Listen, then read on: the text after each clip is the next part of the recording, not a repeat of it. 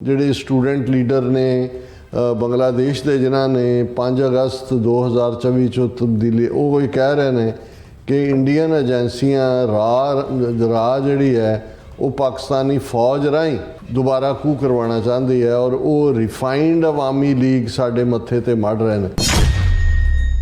Bangladesh ex PM Sheikh Hasina accused of plotting to overthrow government कि भी हुण फिर उन्हें अपने 600 के करीब अवामी लीग के मैंबर्स नाल इन टच है। ज़ाहिर है राह का प्लॉट है और वो बांग्लादेश की गवर्नमेंट नूं ओवरथ्रो करना चाहती है। नेपाल हिंदू राष्ट्र ते राजशाही बहाल करने की मंग नूं लैके रोस विखावे, पुलिस के नाल हिंसक टकराव दे विच 2 की मौत। Shab-e Qadr prayers not allowed at Jama Masjid in Srinagar Mirwaiz. Kashmir chief cleric Mirwaiz Umar Farooq termed the move of the administration as extremely regrettable and condemnable. उन्हों का UN का भी जोड़ा रिप्रजेंटेटिव है 2 दिन पहले उन्हें अगेन पाकिस्तान को कहा कि जी सानू फड़ा दो आज़ाद कश्मीर, मसला हल हो जाएगा।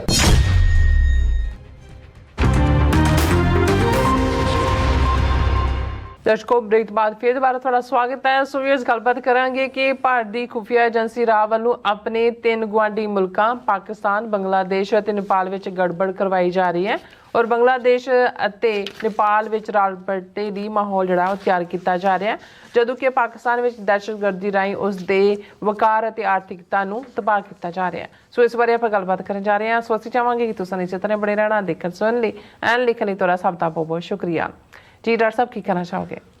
देखो वैसे तो जदों असी तीनों ही वड्डे सैमेटिक धर्मां की गल करते हैं तो लव दाई नेबर, अपने गुआढ़ी नूं प्यार करो, और ये जिहड़े हिंदूत्वा वाले ये तो जदों भरमाउणा चाहुंदे ने वैस्ट वालियां नूं तो उन्हां नूं कहणगे जी साडे लई तां जिहड़ा सारा संसार ही एक कुटुंब है, एक टब्बर है।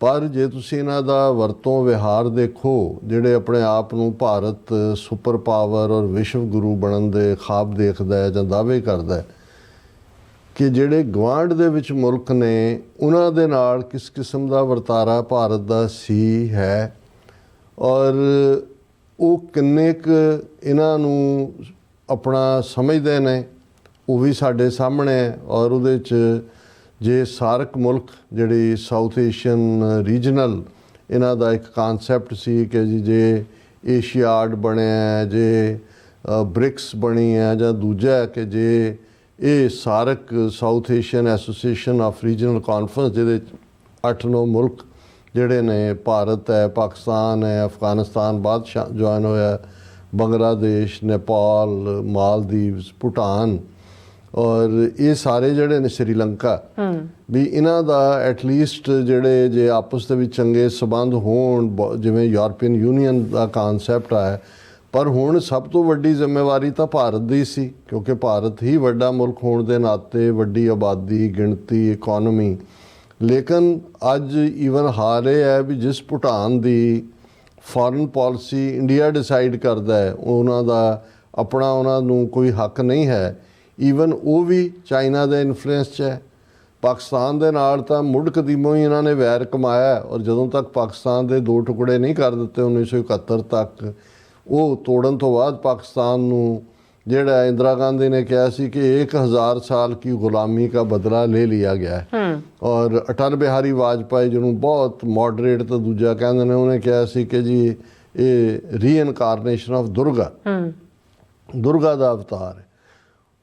बांग्लादेश बन गया। हुण बांग्लादेश जिस नूं बिल्कुल इन्हां ने रन किया जिहड़ी शेख हसीना है ये तो 15 साल का पीरीयड उत्थे अजीत डोवल ही बैठा रहा जो उन्होंने मन चाहे फैसले ले ने पर अल्टीमेटली बांग्लादेश भी हथों निकल गया। 5 अगस्त 2024 नूं राज पलटा होया। शेख हसीना 24 घंटे दे विच भजन ते मजबूर हुई। दिल्ली ने पनाह दे के उन्होंने रखा होया। मोहम्मद यूनस नोबल लॉरीएट वो आया। ये वैदर ये पिछे चीन ने नू कॉन्फिडेंस लिया कि अमरीका लिया। अमरीका का ज़्यादा लगता है क्योंकि शेख हसीना पहला कह चुकी सी कि जी ਕ੍ਰਿਸਚੀਅਨ ਕੰਟਰੀ ਬਣਾਉਣਾ ਚਾਹੁੰਦੇ ਨੇ, ਇਹ ਉਹ ਅਸੀਂ ਉਸ ਡਿਟੇਲ 'ਚ ਨਹੀਂ ਜਾਵਾਂਗੇ। ਪਰ ਮੁਹੰਮਦ ਯੂਨਸ ਔਰ ਉਹਦੀ ਸਟੂਡੈਂਟਸ ਦੀ ਟੀਮ ਜਦੋਂ ਦੀ ਆਈ ਹੈ, ਭਾਰਤ ਨੇ ਜਿਵੇਂ ਸ਼ੇਖ ਹਸੀਨਾ ਤੋਂ ਬਿਆਨਬਾਜ਼ੀਆਂ ਕਰਵਾਈਆਂ ਕੰਸਪੀਰੇਸੀ ਬਦਲਣ ਦੀ, ਜਿਵੇਂ ਵਿਦਨ ਕੰਟਰੀ ਰੌਲਾ ਕਿ ਜੀ ਹਿੰਦੂਆਂ ਦੇ ਉੱਤੇ ਜ਼ੁਲਮ, ਹਾਲਾਂ ਜਿਹੜੇ ਵੀ ਉਹਦੀ ਅਵਾਮੀ ਲੀਗ ਦਾ ਹਿੱਸਾ ਸੀ, ਭਾਵੇਂ ਕੋਈ ਸੀ, ਉਹਨਾਂ ਦੇ ਖਿਲਾਫ ਲੋਕਾਂ ਦਾ ਗੁੱਸਾ ਹੈ, ਕਰਪਸ਼ਨ ਰੱਜ ਕੇ ਕੀਤੀ ਹੋਈ ਹੈ। ਉਹ ਕੋਈ ਹਿੰਦੂ ਹੋਏ ਮੁਸਲਮਾਨ ਹੋਏ, ਜੇ 8-10% ਪਾਪੂਲੇਸ਼ਨ ਬੰਗਲਾਦੇਸ਼ ਦੀ ਹਿੰਦੂ ਹੈ ਤੇ ਉਹ 99% ਅਵਾਮੀ ਲੀਗ ਨਾਲ ਸੀ, ਸੋ ਜ਼ਾਹਰ ਹੈ ਉਹਨਾਂ ਦੇ ਕਹਿਰ ਦਾ, ਲੋਕਾਂ ਦੇ ਗੁੱਸੇ ਦਾ ਸ਼ਿਕਾਰ ਤਾਂ ਹੋਣਾ ਹੀ ਹੈ। ਔਰ ਇਸ ਲਈ ਇਹਨਾਂ ਨੇ ਨਾ ਤਾਂ ਬੰਗਲਾਦੇਸ਼ ਦੇ ਮੁਹੰਮਦ ਯੂਨਸ ਨਾਲ ਜਿਹੜਾ ਬੜਾ ਰੀਜ਼ਨੇਬਲ ਬੰਦਾ ਹੈ ਕੋਈ ਰਾਬਤੇ ਕੀ, ਔਰ ਇਹੀ ਕਾਰਨ ਹੈ ਕਿ ਮੁਹੰਮਦ ਯੂਨਸ ਐਡਵਾਈਜ਼ਰ ਬਣਨ ਤੋਂ ਬਾਅਦ ਆਪਣਾ ਹਮੇਸ਼ਾ ਜਦੋਂ ਤੁਸੀਂ ਕਿਸੇ ਮੁਲਕ ਦੇ ਨਾਲ ਆਪਣੀ ਨੇੜਤਾ ਦਿਖਾਣੀ ਹੁੰਦੀ ਹੈ ਤੇ ਤੁਸੀਂ ਹੁੰਦਾ ਵੀ ਜਦੋਂ ਤੁਸੀਂ ਅਹੁਦੇ ਦੀ ਸਹੁੰ ਚੁੱਕੀ ਤੁਸੀਂ ਕਿੱਥੇ ਗਏ, ਪਰ ਜਦੋਂ ਹਾਲਾਤ ਵਿਗੜੇ ਹੋਣ, ਜਿਵੇਂ ਕੈਨੇਡਾ ਦੇ ਮਿਸਟਰ ਕਾਰਨੀ ਨੇ ਅਮਰੀਕਾ ਜਾਣ ਦੀ ਬਜਾਏ, ਅਮਰੀਕਾ ਆਉਣ ਦੀ ਬਜਾਏ ਪ੍ਰਾਈਮ ਮਿਨਿਸਟਰ ਦੀ ਸਹੁੰ ਚੁੱਕਣ ਤੋਂ ਬਾਅਦ ਉਹ ਯੂਕੇ ਗਿਆ ਕਿਉਂਕਿ ਜੋ ਟਰੰਪ ਨਾਲ ਚੱਲ ਰਿਹਾ।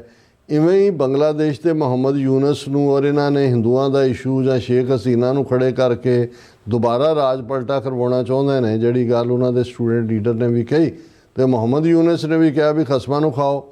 ਉਹ ਛੱਡ ਕੇ ਇੰਡੀਆ 4 ਦਿਨ ਦੇ ਜਿਹੜਾ ਚੀਨ ਦੌਰੇ ਤੇ ਗਿਆ, ਕੱਲ੍ਹ ਹੀ ਵਾਪਸ ਆਇਆ। ਔਰ ਚਾਈਨਾ ਦੇ ਦੌਰੇ ਤੇ ਗਿਆ, ਉਹਨੇ ਬਿਲਕੁਲ ਚਾਈਨਾ ਨੂੰ ਕਿਹਾ ਕਿ ਤੀਸਤਾ ਜਿਹੜਾ ਫਰਾਕਾ ਡੈਮ, ਜਿਹਨੂੰ ਇਹ ਪਦਮਨੀ ਕਹਿੰਦੇ ਨੇ, ਉੱਥੇ ਵੜ ਜਾਂਦੀ ਹੈ ਗੰਗਾ ਜਦੋਂ ਬੰਗਲਾਦੇਸ਼, ਉਸ ਦੇ ਸਮਝੌਤੇ ਦੀ ਗੱਲ। ਔਰ ਚਾਈਨਾ ਨੂੰ ਉਹਨਾਂ ਨੇ ਕਿਹਾ ਜੀ ਅਸੀਂ ਤੁਹਾਡੇ 1 ਬੈਲਟ 1 ਰੋਡ ਬਾਕੀ ਸਭ 'ਚ ਸਹਿਯੋਗੀ ਹੋਵਾਂਗੇ। ਪਹਿਲਾਂ ਵੀ ਸੀ, ਬੈਲੈਂਸ ਦਾ ਬੰਗਲਾਦੇਸ਼ ਨੇ ਰੱਖਿਆ ਬਿਟਵੀਨ ਚਾਈਨਾ ਐਂਡ ਅਮਰੀਕਾ। ਲੇਕਿਨ ਇਹ ਗੱਲ ਖੁੱਲ੍ਹੇਆਮ ਜਿਹੜੇ ਸਟੂਡੈਂਟ ਲੀਡਰ ਨੇ ਬੰਗਲਾਦੇਸ਼ ਦੇ, ਜਿਨ੍ਹਾਂ ਨੇ 5 ਅਗਸਤ 2024 'ਚੋਂ ਤਬਦੀਲੀ, ਉਹ ਇਹ ਕਹਿ ਰਹੇ ਨੇ ਕਿ ਇੰਡੀਅਨ ਏਜੰਸੀਆਂ ਰਾਹ ਜਿਹੜੀ ਹੈ ਉਹ ਪਾਕਿਸਤਾਨੀ ਫੌਜ ਰਾਹੀਂ ਦੁਬਾਰਾ ਕੂ ਕਰਵਾਉਣਾ ਚਾਹੁੰਦੀ ਹੈ ਔਰ ਉਹ ਰਿਫਾਈਨਡ ਅਵਾਮੀ ਲੀਗ ਸਾਡੇ ਮੱਥੇ ਤੇ ਮੜ ਰਹੇ ਨੇ। ਔਰ ਇਹ ਗੱਲ ਮੁਹੰਮਦ ਯੂਨਸ ਨੇ, ਭਾਵੇਂ ਉਹਨੇ ਇਹ ਕੂ ਦੀ ਗੱਲ ਨਹੀਂ ਕੀਤੀ, ਔਰ ਬਹੁਤਿਆਂ ਨੂੰ ਤਾਂ ਇਹ ਸੀ ਕਿ ਉਹ ਚਾਈਨਾ ਜਾਏਗਾ ਹੀ ਨਹੀਂ ਕਿਉਂਕਿ ਜਿਸ ਲੈਵਲ ਦੇ ਉੱਤੇ ਰਾਹ ਵਿੱਚ ਵੜੀ ਹੋਈ ਹੈ। ਸੋ ਈਵਨ ਇਸ ਸਾਰੇ ਦੇ ਚੱਲਦਿਆਂ ਜਿਹੜਾ ਉਹਦੇ 'ਚ ਈਵਨ ਇਹਨਾਂ ਦੀ ਆਪਣੀ ਪ੍ਰੈਸ ਤਾਂ ਕਹਿੰਦੇ ਹੁਣ ਅੱਜ AFP ਐਸੋਸੀਏਟਡ ਫਰਾਂਸ ਪ੍ਰੈਸ ਨੇ ਕਿਹਾ Bangladesh ex-PM Sheikh Hasina accused of plotting to overthrow government, ਕਿ ਵੀ ਹੁਣ ਫਿਰ ਉਹਨੇ ਆਪਣੇ 600 ਦੇ ਕਰੀਬ ਅਵਾਮੀ ਲੀਗ ਦੇ ਮੈਂਬਰਸ ਨਾਲ ਇਨ ਟੱਚ ਹੈ, ਜ਼ਾਹਰ ਹੈ ਰਾਹ ਦਾ ਪਲਾਟ ਹੈ ਔਰ ਉਹ ਬੰਗਲਾਦੇਸ਼ ਦੀ ਗਵਰਨਮੈਂਟ ਨੂੰ ਓਵਰਥਰੋ ਕਰਨਾ ਚਾਹੁੰਦੀ ਹੈ। ਔਰ ਇਸੇ ਲਈ ਸ਼ਾਇਦ ਜਦੋਂ ਹੁਣ ਮੁਹੰਮਦ ਯੂਨਸ ਚਾਈਨਾ ਪਹੁੰਚ ਕੇ ਉਹ ਸਟੇਟਮੈਂਟ ਹੀ ਹੈ ਵਾਪਸ ਆਉਂਦੇ ਆ, Bangladesh welcomes China to participate in Teesta project ਔਰ the two sides agreed to promote high quality belt and road cooperation, strengthen international cooperation on industrial and supply chains and work together to achieve modernization in both countries, the joint statement announced। ਹੁਣ ਜਿਹੜੇ ਮੁਹੰਮਦ ਯੂਨਸ ਨੇ ਉਹ president Shri Jinping ਨੂੰ ਮਿਲੇ, water issue, road 1 belt ਔਰ ਨਾਲ ਦੀ ਨਾਲ ਇਹ ਸਟੇਟਮੈਂਟ ਕਿ ਬੰਗਲਾਦੇਸ਼ ਤਾਈਵਾਨ ਨੂੰ ਇਨਸੈਪਰੇਬਲ ਹਿੱਸਾ ਸਮਝਦਾ ਹੈ, ਮੁੱਖ ਧਾਰਾ ਚਾਈਨਾ ਦਾ। ਔਰ ਇੰਡੀਆ ਜਿਹੜਾ ਹੈ ਉਹ ਲੱਗਾ ਹੋਇਆ ਕਿ ਜੀ ਉਹ ਆਪਣੇ MPs ਨੂੰ ਬਰੀਫ ਕਰ ਰਹੇ ਨੇ ਕਿ ਬੰਗਲਾਦੇਸ਼ ਦੇ ਵਿੱਚ ਹਿੰਦੂਆਂ ਨਾਲ ਕੀ ਹੋ ਰਿਹਾ ਹੈ, UN ਦੇ ਵਿੱਚ ਵੀ ਉਹ ਆਵਾਜ਼ ਚੁੱਕ ਰਹੇ ਨੇ। ਸੋ ਬੰਗਲਾਦੇਸ਼ 'ਚ 15 ਉਹਨਾਂ ਦੀ ਫੁੱਲ ਫਲੈਜਡ ਸਰਦਾਰੀ ਤਾਂ ਇੰਡੀਆ ਦੀ 71 ਤੋਂ ਬਾਅਦ ਹੀ ਸੀ, ਹਾਲਾਂ ਸ਼ੇਖ ਮੁਜੀਬੁਰ ਰਹਿਮਾਨ ਮਾਰਿਆ ਗਿਆ ਔਰ ਉਸ ਤੋਂ ਬਾਅਦ ਬਰੀਫ ਟਾਈਮ ਜਦੋਂ ਖਾਲਿਦਾ ਜ਼ਿਆ ਆਈ ਜਾਂ ਉਹਦਾ ਜ਼ਿਆਉਰ ਰਹਿਮਾਨ ਉਸ ਦਾ ਹਸਬੈਂਡ ਸੀ, ਉਹ ਥੋੜ੍ਹਾ ਬਹੁਤ ਇੰਡੀਆ ਤੋਂ ਡਿਸਟੈਂਸ ਕੀਤਾ, ਪਰ ਸ਼ੇਖ ਹਸੀਨਾ ਤਾਂ ਉਹਨਾਂ ਦੀ ਪ੍ਰੋਟੇਜੇ। ਹੁਣ ਇੱਕ ਪਾਸੇ ਤਾਂ ਇਹਦੇ ਬਾਵਜੂਦ ਕਿ ਉਹਨੂੰ ਰੱਖ ਕੇ ਉਹ ਬਿਆਨਬਾਜ਼ੀ ਕਰ ਰਹੀ ਹੈ, ਉਹਦੇ ਖਿਲਾਫ ਜੈਨੋਸਾਈਡ ਦਾ ਚਾਰਜ ਹੈ, UN ਦੀ ਰਿਪੋਰਟ ਹੈ, ਐਕਸਟ੍ਰਾਡੀਸ਼ਨ ਬੰਗਲਾਦੇਸ਼ ਮੰਗ ਰਿਹਾ, ਪਰ ਉਹਨੂੰ ਉਹ ਵਰਤ ਰਹੇ ਨੇ ਬਰਾਬਰ ਸ਼ਰਾਰਤ ਕਰਨ ਦੇ ਲਈ, ਜਿਵੇਂ ਦਲਾਈ ਲਾਮੇ ਨੂੰ 1959 ਤੋਂ ਰੱਖ ਕੇ ਪਾਕਿਸਤਾਨ ਦੇ ਖਿਲਾਫ ਜਿਹੜਾ ਚੀਨ ਦੇ ਖਿਲਾਫ ਉਸ ਦਾ ਇਸਤੇਮਾਲ ਕਰਦੇ ਨੇ। ਹੁਣ ਦੂਸਰਾ ਮੁਲਕ ਨੇਪਾਲ, ਨੇਪਾਲ ਜਿਸ ਦਾ ਰਾਜਾਸ਼ਾਹੀ ਆਲਮੋਸਟ 200-250 ਸਾਲ ਉੱਥੇ ਡਾਇਨੈਸਟੀ ਰਹੀ, ਫਿਰ ਕਮਿਊਨਿਸਟਾਂ ਨੇ, ਲੈਫਟਿਸਟ ਨੇ ਲੰਬੀ ਲੜਾਈ ਲੜੀ, ਸਿਵਲ ਵਾਰ, ਮੇਰੇ ਖਿਆਲ 20-25 ਹਜ਼ਾਰ ਤੋਂ ਜ਼ਿਆਦਾ ਲੋਕ ਮਾਰੇ ਗਏ, ਇਵੈਂਚੁਅਲੀ ਰਾਜਾਸ਼ਾਹੀ ਖਤਮ ਹੋਈ ਔਰ ਉਹ ਸਾਰੇ ਤੋਂ ਬਾਅਦ ਉੱਥੇ ਇੱਕ ਸੈਕੂਲਰ ਸਟੇਟ ਬਣੀ, ਉਹਨਾਂ ਨੇ ਆਪਣਾ ਹਿੰਦੂ ਰਾਸ਼ਟਰ ਹੋਣ ਦਾ ਦਾਅਵਾ ਵੀ ਖਤਮ ਕਰ ਦਿੱਤਾ। ਹੁਣ ਦੁਬਾਰਾ ਕੀ ਚੱਲ ਰਿਹਾ, ਕਿਉਂਕਿ ਇਕਨੋਮੀ ਤਾਂ ਸਭ ਥਾਂ ਹਿੱਲੀ ਹੋਈ ਹੈ, ਨੇਪਾਲ ਦੀ ਵੀ ਹਿੱਲੀ ਹੈ। ਇੰਡੀਆ ਦੀ ਰਾਹ ਜਿਹੜੀ ਹੈ ਵਾਪਸ ਨੇਪਾਲ ਦੇ ਵਿੱਚ ਉਹਨੂੰ ਰਾਜੇ ਨੂੰ ਲਿਆਉਣ ਦੇ ਲਈ ਆਪਣੇ ਬੰਦੇ, ਕਿਉਂਕਿ ਇਹਨਾਂ ਦਾ ਇੱਕ ਇਲਾਕਾ ਬਿਹਾਰ ਦਾ ਜਿਹੜੇ 2-3 ਜ਼ਿਲ੍ਹੇ ਨੇ ਉਹ ਨਾਲ ਲੱਗਦੇ ਨੇ ਨੇਪਾਲ ਦੇ, ਔਰ ਆਬਾਦੀ ਵੀ ਹੈ ਉਹਨਾਂ ਦੀ, ਛੋਟੀ ਮੋਟੀ ਪੋਲੀਟੀਕਲ ਪਾਰਟੀ ਵੀ ਹੈ ਜਿਹਦੇ 'ਚ 5-7 ਸੀਟਾਂ ਉਹਨਾਂ ਨੂੰ ਮਿਲਦੀਆਂ ਨੇ। ਹੁਣ ਇਹ BBC ਦੀ ਹਿੰਦੀ ਸਰਵਿਸ ਦੀ ਖਬਰ ਹੈ ਕਿ ਨੇਪਾਲ ਹਿੰਦੂ ਰਾਸ਼ਟਰ ਤੇ ਰਾਜਸ਼ਾਹੀ ਬਹਾਲ ਕਰਨ ਦੀ ਮੰਗ ਨੂੰ ਲੈ ਕੇ ਰੋਸ ਵਿਖਾਵੇ, ਪੁਲਿਸ ਦੇ ਨਾਲ ਹਿੰਸਕ ਟਕਰਾਅ ਦੇ ਵਿੱਚ 2 ਦੀ ਮੌਤ। ਹੁਣ ਉੱਥੇ ਕੌਣ ਕਰਵਾ ਰਿਹਾ ਜੀ ਨੇਪਾਲ ਦੇ ਵਿੱਚ ਕਿ ਰਾਜੇ ਨੂੰ ਤੁਸੀਂ ਵਾਪਸ ਲਿਆਓ ਔਰ ਇਹਨੂੰ ਨੇਪਾਲ ਨੂੰ ਵਾਪਸ ਹਿੰਦੂ ਰਾਸ਼ਟਰ ਐਲਾਨੋ, ਕਿਉਂਕਿ ਨੇਪਾਲ ਨੇ ਆਪਣੇ ਸੰਵਿਧਾਨ ਦੇ ਥੱਲੇ ਆਪਣੇ ਆਪ ਨੂੰ ਜਿਹੜਾ ਹੈ ਉਹ ਇੱਕ ਸੈਕੂਲਰ ਨੇਸ਼ਨ ਐਲਾਨਿਆ, ਔਰ ਬਹੁਤ ਵਧੀਆ ਉਹਨਾਂ ਨੇ ਕਨਸਟੀਟਿਊਸ਼ਨ ਹੈ ਉਹਨਾਂ ਦਾ।